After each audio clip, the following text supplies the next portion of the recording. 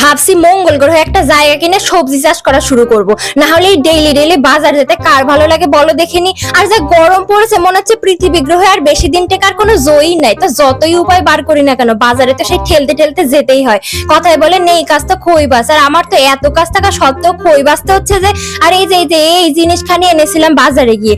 আর এই অনাথ হাড়িটার একটা কাহিনী আছে, সেটা তো আগের ভিডিওতেই শেয়ার করেছিলাম। না দেখে থাকলে তাড়াতাড়ি উপরের লিংকে ক্লিক করে যাও, গিয়ে আগে ভিডিওটা দেখে আসো, তারপরে কমেন্ট করে জানাও যে কেমন হয়েছে। আর না হলে তো আর পেটের ভাতই হজম হচ্ছে না। আর এদিকে মাসি দিব্যি রান্না করে চলেছে।